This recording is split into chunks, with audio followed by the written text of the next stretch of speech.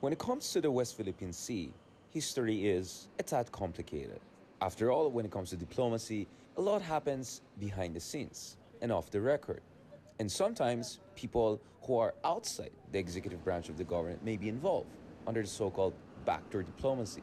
This could be businessmen, this could be ex diplomats, and sometimes it could be senators or new legislators. In the case of the Panatag Shoal or the Scarborough Shoal, which is at the very center of the beginning of a new era of tensions, maritime tensions between Philippines and China, the backdoor diplomacy between Philippines and China under the guidance of former Senator Antonio Trillanes has been a source of speculation and, according to him, salacious commentary and conspiracy theories. For more sympathetic observers, backdoor diplomacy was crucial to avoiding a direct conflict between Philippines and China in 2012, especially when the United States, back then under the Obama administration, signaled its unwillingness to get directly involved at the risk of conflict with China. So, what did really happen in the backdoor negotiations on the Scarborough Shoal? In fact, what really triggered the Scarborough Shoal crisis, and what are the implications for the Philippines? Or, in fact, the question is, what is the lesson for the Philippines when it comes to dealing with China? Has China evolved over the past decade? And does shuttle diplomacy or backdoor diplomacy make sense when dealing with China? To better understand these issues, let's talk to the man at the center of these very sensitive negotiations back in 2012. Senator Trillanes, thank you very much for joining us. Marami tayong pag-usapan, pero unang-una, what is your read of the latest developments sa Ayungin Shoal as of this taping? Obviously, a lot can happen over time.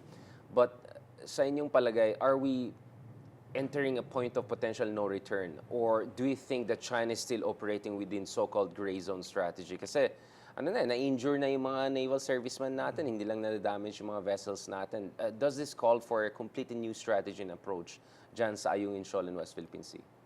I think ang primary concern ng Philippines is masustain yung rotation and resupply missions and repair of BRP Sierra Madre on the side. So for as long as magagawa natin yan, then we can proceed. Ano? Pero pagka itong China will stop these three missions from happening, then doon tayo kailangan mag-re-strategize. Now, how do we do that? They can do that in several ways. Ano? They can use the white ships, they can continue to use the wooden ship, or they can use or conduct heliborne operations. So all of these modes can accomplish the missions that we need to do. So yun ang primary concern. Sir, you're obviously formerly from the Philippine Navy, so you have a lot of experience and understanding of yung mga logistics underground, the realities underground. Can you quickly tell us, bakit mga Marines ang nagbabantay dyan sa BRP Sierra Madre? And was the BRP Sierra Madre strategy just a stopgap measure na walang follow-through? Should we build a lighthouse there? I mean, why are we where we are today pagdating dun sa logistical realities natin dyan sa Ayungin Shoal? Okay. Nang maalala ko, I was still in the Navy when the BRP Sierra Madre was deliberately run aground during the ERAP administration in response to the shelters created by China over Mischief Reef. Ano? Shelters noona until eventually full-blown naval base na ngayon. Ano? So yan yung brief background yan. Then initially, when it was run aground, Navy personnel yung naka-assign dyan, and it was operating as a fully operational commissioned Navy vessel. So, ganun yung mindset. But ultimately, probably the defense leadership during the GM administration figured that since Marines yung mga tao dun sa ibang mga outposts, might as well put in the Marines there. Na, ang naging problema doon is with the Marines there, and don't get me wrong, the Marines are the ideal personnel for a combat environment. But In this case, kailangan ng ship maintenance, no? Pag-operate ng naval communications equipment, tsaka pag-maintain ng mga naval guns, at the ship itself. Yon hindi kaya ng mga Marines yon. I believe it was a tactical error in terms of shifting yung policy shift na yon dun sa pag-assign na yon. But that can be rectified. They can immediately assign Navy personnel in addition to the Marines that we already have. Para sa ganon, slowly ma-repair yung Navy ship from within. And bakit tayo gumagamit ng mga ganitong klaseng barko? Kasi people are wondering, di ba, malalaki naman yung mga capital ships ng Navy ngayon. Relatively, andyan naman yung Coast Guard. Bakit tayo gumagamit ng, some of them are like private barko na, which perhaps makes it easier for China to bully us during the resupply missions. How did we arrive at this logistical reality? Well, I don't want to second guess yung intentions itong Defense Department and the Marcos administration itself. But by using the wooden commercial vessel, nakita mo pag binuli talagang makakadraw ka ng sympathy from the international community. Kung yun ang intention, then nagawa nila yun. Successful siya. Very successful sila kasi talagang maliit siya, nabubuli talaga siya. Lalo na yung nag-viral video from the inside, how it was being battered by the water cannons. So it attained that international attention, tapos yung underdog na projection. But yun na nga, kung gusto natin ng talagang medyo sturdy siya, they can use any of the Coast Guard vessels na all-weather yan. So kaya nilang ma-withstand yung mga water cannons na yan. Kasi inisip ko, I completely see where you're coming from. I think we're not second-guessing. I think we're just trying to analyze what is the logic. So if the logic were to draw sympathy and to demonstrate the complete asymmetry of power, I think very successful yung strategy na yan. Sa aking palagay though, based on what I saw online in terms of response of folks online, among others, is I think we want to show to the world na tayong underdog. Pero ayaw rin natin na mukhang kawawa tayo. You know, getting that Goldilocks whereby you're more of a David to a Goliath rather than yung kinakawawa lang ni Juan. No? So what is that kind of Goldilocks in your opinion? Coast Guard maybe should be there involved? Yeah. Well, sabi ko nga, itong ating speculation that to project yung underdog image natin dito sa laban na to, ano na yan kumbaga we're doing them a favor. Pero worst case scenario nito is baka may nagtipid lang or sana naman wag kasi hindi maganda. Hindi maganda ngayon, parang kawawa. Now, yung mga Coast Guard vessels natin, ano na yan, mga modern ships na yan. And all-weather yan, so they can withstand the rough seas, even typhoons, no? So, kayang-kaya nila dapat yung water cannons. And yun lang nga, hindi ganong malalabas yung sympathy na yun kasi you can stand toe-to-toe with the Chinese Coast Guard. Sir, what is your reading of the whole resupply situation through the years? Kasi 1999 pa ito at sabi nyo, Marines are not trained to maintain yung mga naval facilities, communication facilities. So paano natin siya maintain all throughout the years? The reason I'm asking this, and of course papunta tayo dun sa gentleman's agreement, no, is that sinasabi ng China is that ang nangyari is dinadamihan natin yung resupply. Dinadamihan natin na we're exceeding what was the normal pattern of operation for the Philippines, and they're responding accordingly. What has been the pattern throughout the years? Are we doing something outside the normal here? Okay. Na naiinis sila? Before, initially when it was designed, every 45 days. No, then kaso magastos yan sa fuel nung una. Right. So eventually umabot ng twice a year na lang yan ang rotation. But yun na nga, since Navy personnel pa rin yung naka-assign, na may maintain nila yung vessel. But then, probably during the latter part of the GMA administration, nung Marines na yung on board, doon na napabayaan. Kaya nakita mo yung state niya talagang dilapidated na So siya. mid-2000s medyo nag-start na deteriorate ito ng ganito? Yeah, mga latter part of the GMA administration. Right. Yung mga ano kasi no, just like sa Naval Base Cavite, yung mga World War II vessels noon, when I was still there, ano yan, round the clock yan, 24/7 yung maintenance niyan. Kasi pagka hinayaan mo yan, ano na, talagang magsisimula na yung kalawang, gano'n. Pero, ano yan, hindi naman hopeless pa rin yun. Pinapalitan lang nila ng mga metal plates yon. Kaya ng mga Navy personnel yon. Even without having them dry docked for a total overhaul, kaya yan from within. But Navy personnel ang gagawa. And my understanding is it was only around 2014, 2015 na nakita natin yung mga Chino, they're really making it difficult for us to do a resupply mission. And my understanding is that I think 2015 or something, the Americans were already trying to send drones and help us.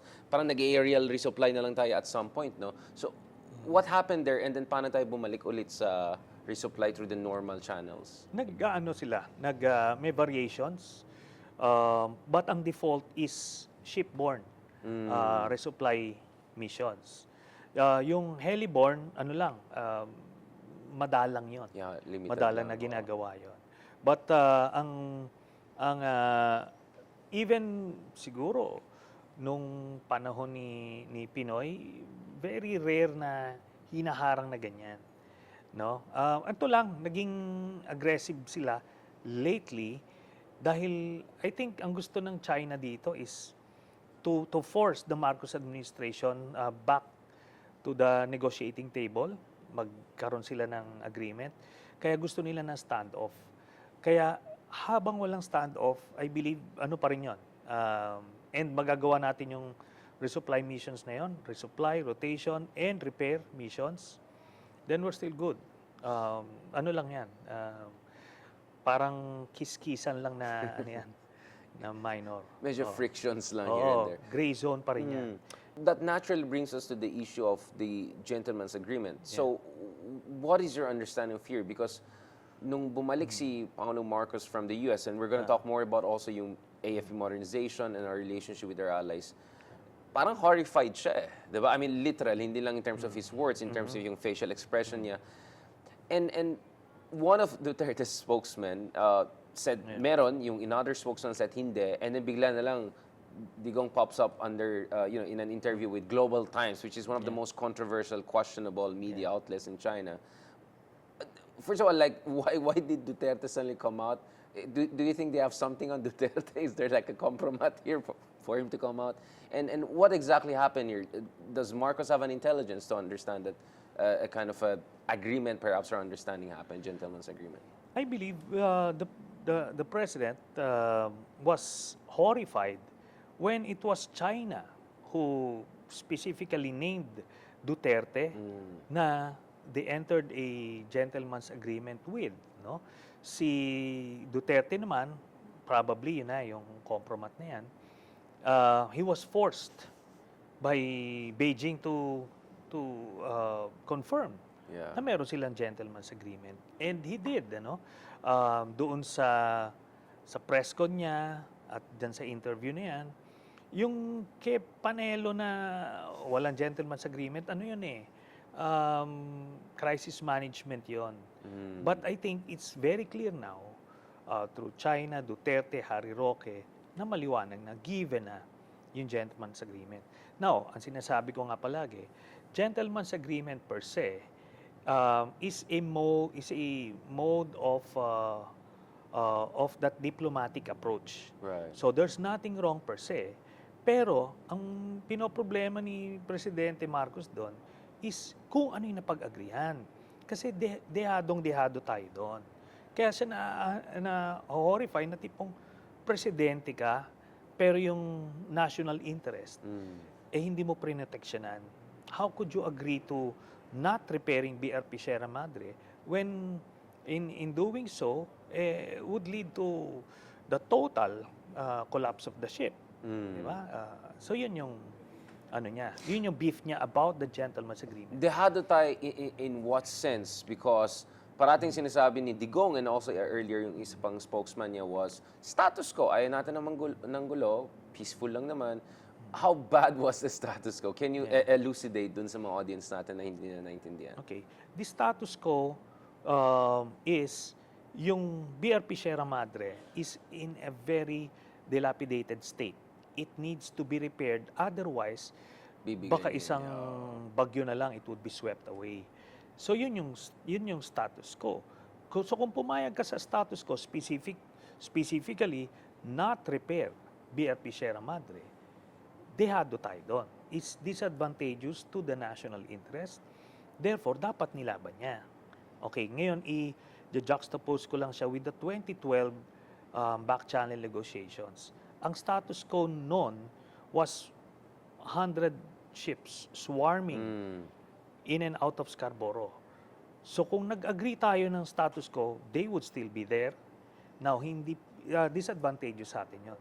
Kaya the negotiations was all about removing as many ships as possible and de-escalating the situation, which we did. And yun yung nangyari. No? Ngayon, yung status ko dyan sa Scarborough, wala na yung almost 100 ships, 3 na lang, pero nasa labas. But we already have the arbitral tribunal victory, which negated their claim in the West Philippine Sea.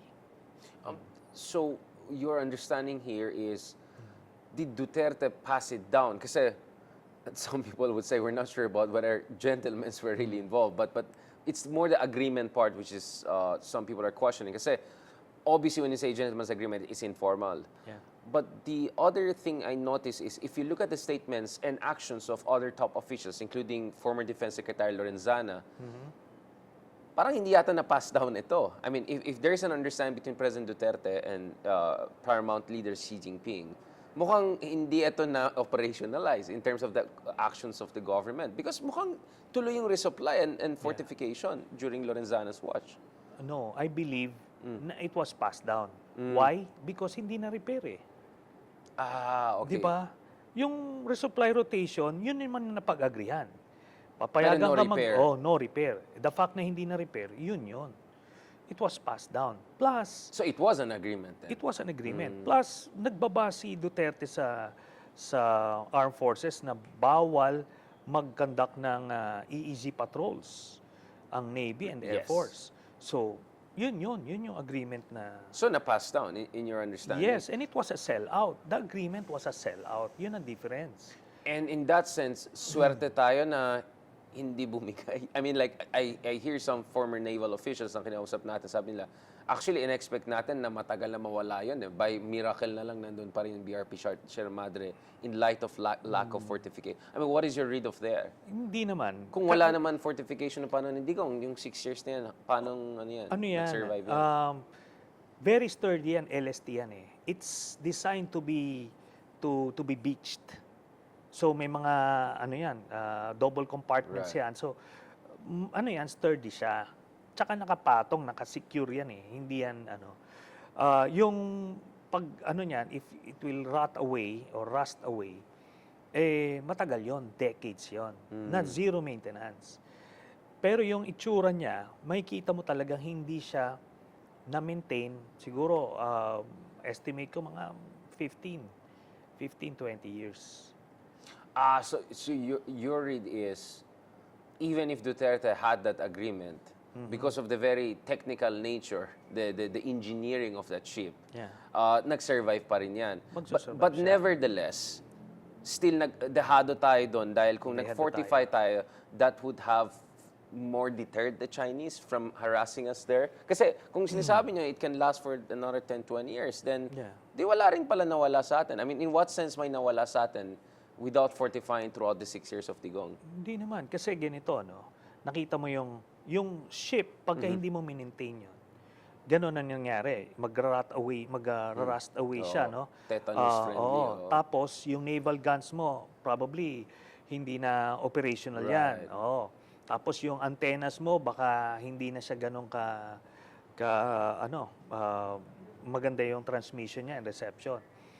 So, kailangan niya talagang mini-maintain 24/7. Spick and span. Yun yung sinasabi ko, yung maintenance culture ng Navy, ano yan, is Yeah, one of the best in the world right, kasi right. luma nga yung barko natin. So we offset that by having that maintenance culture. Now, if you take that away, magra-rot away yung barko mo, pero it doesn't mean na mabilis siya na to the point na Magko-collapse or- magko-collapse. Hindi. I see. So, what you're saying, Senator, is that dehado tayo not in a sense na mawala tayo ng presence. Dehado tayo in a sense na yung operational optimality ng presence natin ay nagsuffer Yes. dahil sa lack of fortification. What is your read of calls for investigations and all of that? And I know wala tayong, I mean, some people are openly talking about treason here. Yeah. Wala tayong peacetime understanding of treason, more wartime ito. Do you think that there should be in aid of legislation, including treason laws, dyan sa Senado at Congress? Of course, as we tape right now, there are some calls in that direction, but yun nga, in the Philippines, it's one thing to make political noise, another thing to go follow through. What is your, should this be a kind of a precedent, or this could be a kind of a Pandora's box, na baka mamaya, ibang admin naman gagamitin ito to harass other people who engage in legitimate backdoor channel diplomacy, which we'll discuss shortly after this. Kasi papunta tayo sa Scarborough Shoal, but I wanna just end on this Ayungin Shoal for now, yeah. I believe it's high time to have an investigation about it. Para nga kung kailangan natin mag-define ng bagong crimes, no? Treason during peacetime Peacetime, or working against the national interests or acting as foreign agents. Maraming pwedeng i-define na crime na based on the new circumstances that are coming to light, no? Tapos makita rin natin ano bang magandang ways forward dito sa Ayungin. So, yun. And ako, game ako. Kahit buksan nila dun sa Exactly, which sa will be our Scarborough. next topic. Kasi sasabihin na iba, magbo-boomerang yan. Yeah. Parang be careful what you wish for kasi once you open this Pandora's box na yan, and hindi lang in terms of treason, but the legal charges could be thrown around. And we saw during Digong how he weaponized the Constitution, the laws, to push for his own agenda because unfortunately, we're not still a country of rule of law. I mean, do you think that we can also draw lessons from democracies like Australia and Taiwan na meron silang mga matitinong batas about influence operations and all? Well, I don't think any of us will say Australia or Taiwan are any less democratic than they have been 5-10 years ago. Kind of a balance between civil liberties and national security. Yeah, I believe yun na nga ang pwede natin gawin. Kumbaga, best practices yan. I think they're right now studying, even in the US, how to define new crimes. Kasi nga itong influence operations, yung United Front operations, prevalent na siya eh. So, yun nga, dati, yun sa civil liberties yan, but merong demand for such definition or such new crimes para sa ganun. And there could be a balance there. And do you think in terms of investigation, dapat involved din ang executive branch or hayaan na lang yung legislature na mag-push, I mean, some sort of, I don't know, Blue Ribbon Committee or special hearings, etc. Or dapat government agencies should be involved? Kasi maybe you need intel there, right? You need some sort of signal or some sort of evidence. Okay. Well, the way it's done in policy making, the executive branch can do its own separate. Let's say they can create a task force to have a more comprehensive investigation and study and come up with policy recommendations that they can have legislated in Congress, or they can pass as executive orders or department orders. So, and on the other hand, you have the legislative inquiries. And it's also, I believe, in the right hands, can be more comprehensive and more objective. And at least it won't interfere in the day-to-day operations of the executive branch. Ang hirap kasi dito pagka executive branch na policy making, may mga day job sila eh. Right. Oo, may mga day-to-day operations na pag nag-ad hoc, alam mo yun, hindi gaanong natututukan. Right. So, yun. So dapat may complementary different branches of the state working on this. Now, speaking of your own experience of backdoor diplomacy, Can you tell us a little bit what happened there? Because a lot of your critics, a lot of pro-Duterte folks will say, oh, before you talk about us, the usual whataboutism, or what about yung ginawa ni Senator Trillanes, you're back to do. Can you tell us a little bit about the circumstances of that? Okay. What happened there? What is your reading of China? Is the China of today different from the China that you dealt with? Yeah. Okay, as a background, back in April of 2012, there was a standoff Sa Panatag Shoal to. in Scarborough Shoal. So, 80 to 100 ships swarmed Scarborough Shoal, both inside and outside the Sa shoal. Lagoon. As opposed to 3 Coast Guard ships of the Philippines at the time. Okay. The front channel, the DFA and the Ministry of Foreign Affairs, had an impasse. It can't move, so the tension was escalating. Then, at some point, President Aquino decided to open a back channel. And mind you, I was not the first one who was designated as the back channel negotiator. There was somebody before me, but then obviously it wasn't that effective. Then just by chance, I was eventually asked to open a back channel negotiation. When I was able to do that, I informed the president. Then the president initially wanted to designate Secretary Butch-Abad. But then, as the Secretary of Budget and Management, he was busy at the time, so he endorsed me. And the president asked me. Is it also because of your background in Navy and all of that? Perhaps that helped you? I believe it's incidental. I was just there at the right time. In China, you mean? No, in the Philippines, In in the Philippines. Malacanang. Yeah. So initially, I was there. It's the three of us talking. The president initially requested or wanted Secretary Butch-Abad, but then he begged off and he endorsed me. So I was there. So the president asked me to be the back channel negotiator, and I did. I accepted. Then immediately for the next 3 months, we worked on the mission that was given to me, which was to reduce the number of ships and de-escalate the situation. So after 3 months, we were able to de-escalate the situation. Practically all the ships left except for the 3. And because they didn't leave, it was what prompted President Aquino to file the arbitration case, which we eventually won. So, ngayon, na-de-escalate yung situation dyan. Walang reclamation dyan. Wala ring mga barko dyan. So, we were successful in that negotiations. Now, ito na ngayon yung difference between then and now. Back then, the circumstances were merong elections yung US, meron ding transition of power sa China. And so all parties involved, the Philippines, China, and even the US, because tied sila dahil because of the Mutual Defense Treaty, all parties wanted to de-escalate. Kaya nag-succeed yung ating back channel negotiations. The thing about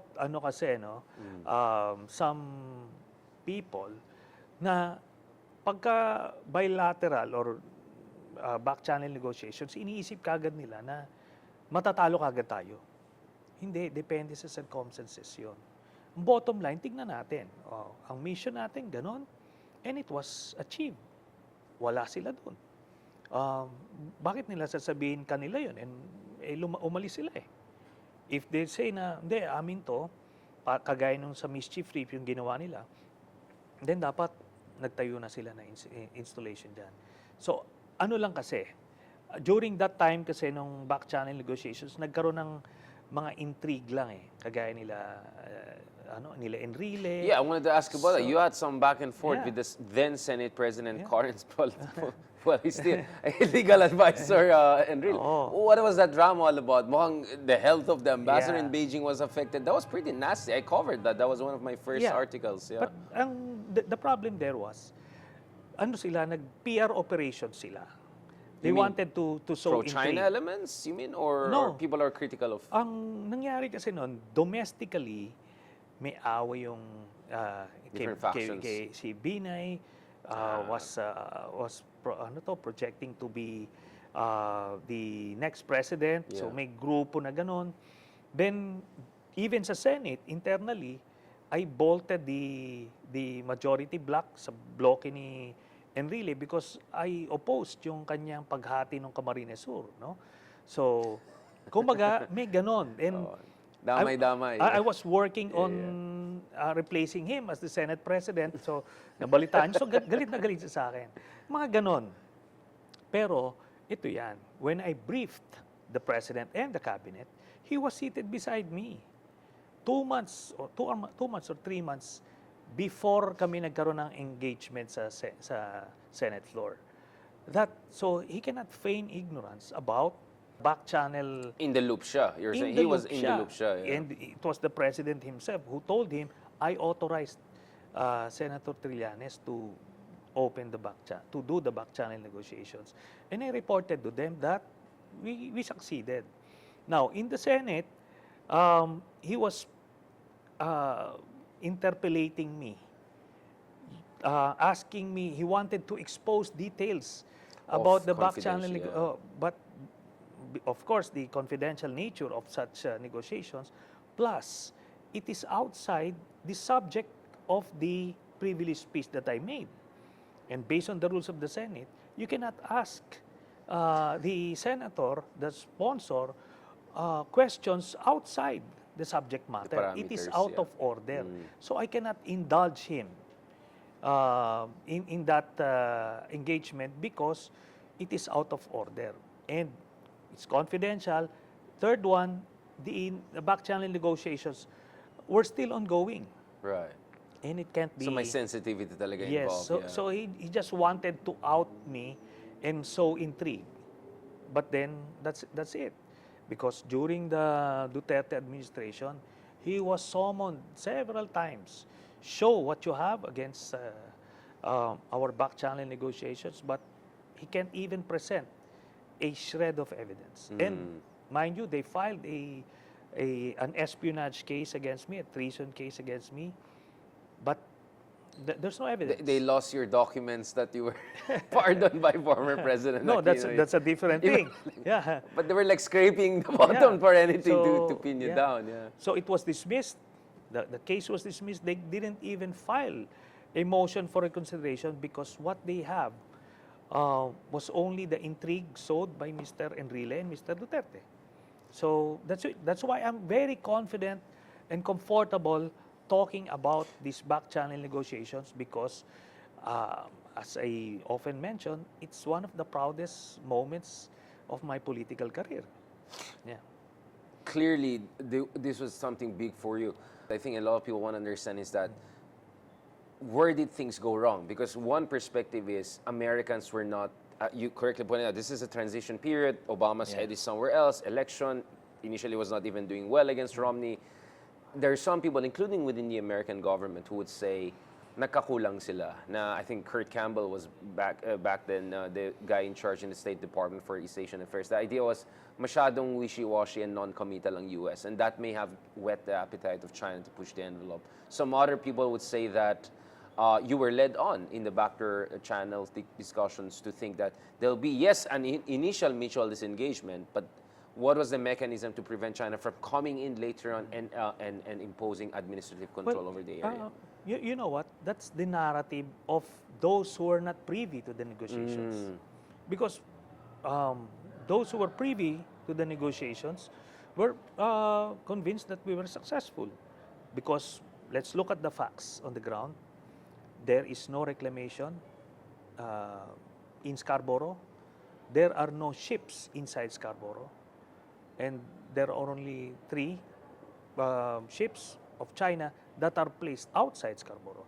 Now, you go back to where we started, 90 to 100 ships in and out Scarborough.